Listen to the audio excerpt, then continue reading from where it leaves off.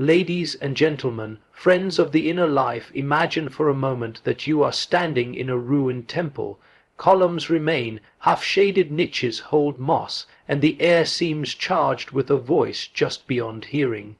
That voice is not foreign to you, it is the echo of something you once knew. It is the voice of a God, not a God out there in the sky, but a God that has taken up residence in your depths. The presence of the gods is not an idea, not a theory, but a fact of the soul. They arrive not as abstractions, but as moods, impulses, sudden changes of atmosphere that color the day. A moment of rage enters, and the air thickens. A longing seizes the chest, and the heart is carried elsewhere. We like to say, I was overtaken by a feeling, or something came over me. These casual phrases tell the story more truthfully than we realize. The soul is visited, inhabited, and stirred by presences greater than our little egos. We are not solitary sovereigns, but hosts, sometimes unwilling, to powers that demand recognition. When ancient people raised temples and carved statues, they were acknowledging what they felt within themselves, that their lives were shaped by invisible companions, forces that did not originate in their personal decisions. They understood that moods are not merely subjective whims, they have weight, they come with their own dignity, and they require ritual. Today, stripped of temples, we have instead symptoms, neuroses, compulsions, depressions. The gods have not disappeared, they have changed address. What was once honored as sacred is now endured as private suffering. To call these presences merely psychological is to miss their force. They are not reducible to biology or social conditioning. One cannot simply explain away the sudden eruption of jealousy, the melancholia that stains the world grey, the fire of inspiration that lights the poet at midnight. These are not the products of reason, nor do they respond to rational persuasion. They come as invaders, they dictate, they overwhelm, they arrive with the power of the numinous, and in their arrival the soul feels its own depth. The task is not to banish these gods, but to learn to live with them. Suppression only forces them into darker disguises. When ignored, they become destructive. When given a place, they can guide, heal, even create. Anger may destroy if denied, but when seen as a figure at the table, it may defend boundaries or carve a path toward justice. Longing may torment if misunderstood, but welcomed, it can direct a life toward beauty. Each god demands a mode of attention. Some ask for silence, others for ritual, others for artistic form. By offering them shape, by giving them image and word, we invite them into dialogue rather than warfare. The modern ego believes itself autonomous, imagines it rules from a throne of willpower. But this is illusion. We are not lords of the psyche. We are its citizens. To live soulfully is to recognize the plurality of forces that move through us, and to engage them with respect. They will not vanish, they were never gone. They wait in our dreams, they arrive in our illnesses, they break into our relationships. They are here still as inner presences. What is required is the courage to see them, to listen, and to grant them their rightful place in the life of the imagination. The soul is not one thing. It does not speak in a single voice, nor march under one banner. Within, there is a parliament of figures, a crowd of images, each clamoring for attention, each claiming to be the true center of life. We imagine ourselves as individuals, unified and consistent, but experience betrays us. We shift moods, our desires collide. We are faithful and unfaithful to ourselves in the same breath. This contradiction is not failure, it is nature. The soul is polyphonic, many-toned, inhabited by a chorus rather than a solitary ruler. To believe in unity alone is to impose tyranny.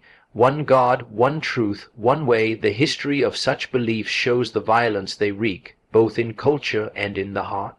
When one inner figure is enthroned as absolute, the rational voice, the heroic will, the dutiful parent, all others are forced into shadow. Yet the repressed voices do not die. They conspire underground, erupting as neuroses, compulsion, and rebellion. A single sovereign in the psyche is always insecure, always haunted by what it excludes. The richness of inner life comes not from singularity, but from the interplay of many presences. Consider the play of moods in a single day. The morning may begin in clarity and resolve, only to be overturned by despair at noon. An unexpected tenderness may arrive in the afternoon, and by evening a trickster's mischief steals the show. Each mood is like a visitation, carrying its own gestures, tones, and demands. They do not blend into one seamless whole. They jostle and compete, like gods in assembly. To recognize this multiplicity is not to admit weakness, but to acknowledge reality. The psyche is a city, not a castle. What this means is that health is not sameness. Harmony does not mean silencing difference, but giving each voice its due. The call of discipline has its value, as does the call of pleasure. The solemn God who insists on responsibility must share the stage with the playful spirit who brings laughter. Without both, life becomes brittle. Balance is not found in erasing contradiction, but in allowing contradictions to live together, to negotiate, to form temporary truces. The psyche thrives on tension, on the shifting weights of its many inhabitants. When we grant this multiplicity legitimacy, we begin to understand our struggles differently. Instead of seeing ourselves as broken or divided, we see ourselves as polytheistic by nature. Our conflicts are not pathologies but conversations. The jealous lover, the cautious guardian, the ambitious striver, the yearning child, each has its place. Each represents a way of being human. To give them voice is to enlarge the soul. To deny them is to risk being overtaken by them in distorted form. The great error is to imagine that one version of the self can ever be final. We are never finished, never singular. Within us there will always be many gods, and our task is not to choose the only one, but to live in dialogue with them all, allowing their quarrels, their alliances, their dramas to give shape and depth to our lives. Individuation is not the building of a solid wall around the self, nor the carving out of a perfected monument of identity. It is a process of listening, of being addressed, of turning toward the voices that rise from within and granting them speech. The soul deepens not through conquest, but through conversation. What comes in dreams, in sudden impulses, in haunting images, is not meant to be dismissed as irrelevant noise. These are emissaries. They knock at the door of consciousness, asking to be heard. To walk the path of becoming oneself is to answer that knocking. The work begins in humility. We imagine ourselves masters of our own house, but we discover, often painfully, that the house has many rooms and many of them are locked. A dream shows a stranger, an illness delivers a hidden demand, an unexpected passion overturns a carefully ordered life. These intrusions are the psyche insisting on dialogue. To ignore them is to remain at the surface, repeating old patterns. To receive them, to question and be questioned by them, is to enter into the mystery of the self as something larger, stranger, and more plural than we knew. Dialogue implies relationship. The figures that rise up in imagination or symptom are not inert. They carry intention, mood, will. They want something. The angry figure does not merely symbolize anger, it embodies it. The child who appears in the dream does not only stand for innocence, it requires care, attention, a place to grow. To treat these figures with reverence, to sit with them as one would with a guest, is to begin to weave a life that honors the depth of the soul. One cannot grow by silencing these visitors. Growth comes from enduring their company, even when their demands are difficult. This dialogue is not confined to the inner world. It shapes outer life as well. Relationships, work, and creativity all become arenas where inner figures are projected and mirrored. What irritates us in others is often the part of the soul we have refused to speak with. What we fall in love with is often what has been waiting inside, neglected and luminous. To individuate is not to withdraw from the world, but to encounter it more fully, seeing in every event and person the reflection of the soul's own multiplicity. The path is never finished. There is no final synthesis in which all voices are reconciled into a single harmony. There is instead an ongoing negotiation, a shifting of balance, a willingness to return again and again to the table where the gods of the soul argue their cases. Individuation is not perfection, but fidelity to the ongoing dialogue, fidelity to the figures who will not be silenced, fidelity to the imagination that keeps showing us what we are not yet. To live this way is to abandon the illusion of control and to step into the deeper truth that the soul unfolds through dialogue, that who we are is always in relation, always in conversation, always becoming through the voices we dare to hear. Therapy begins not with techniques, but with an attitude of reverence toward what presents itself from the depths. The figures and images that appear in dreams, the moods that seize us without warning, the symbols that insist on their presence in imagination, these are not trivial decorations of the psyche. They are numinous. They arrive charged with a quality that both attracts and unsettles, that lifts us out of ordinary explanation. To approach them with clinical detachment alone is to miss their essence. What is needed is a recognition that these images carry authority, a sacred dimension that demands response. Too often, the modern tendency is to reduce such experiences. A vision is called fantasy, a dream dismissed as mere wish, an overwhelming feeling explained as chemistry. In stripping them of their sacred weight, we rob the soul of its language. The psyche does not speak in statistics or arguments, it speaks in images touched with fire. When the numinous breaks through, whether in awe, terror, beauty, or despair, the soul is reminding us of its depth.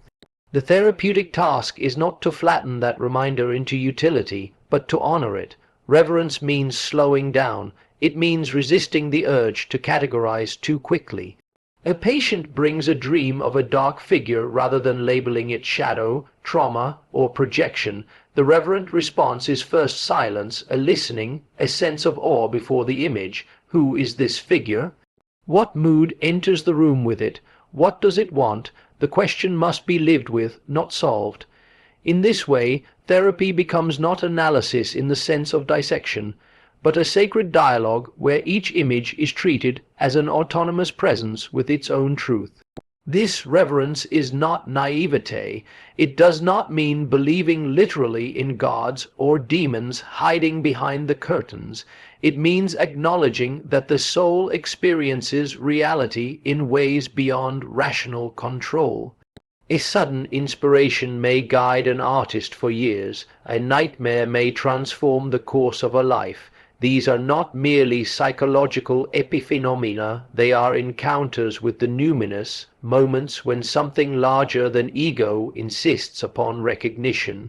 To meet them with respect is to allow the patient to experience the fullness of their humanity, a humanity that includes mystery.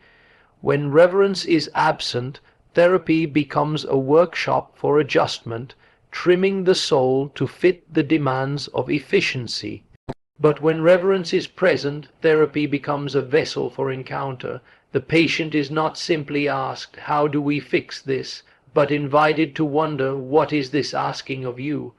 In this subtle shift, symptoms are not just obstacles to be removed, but messengers to be heard.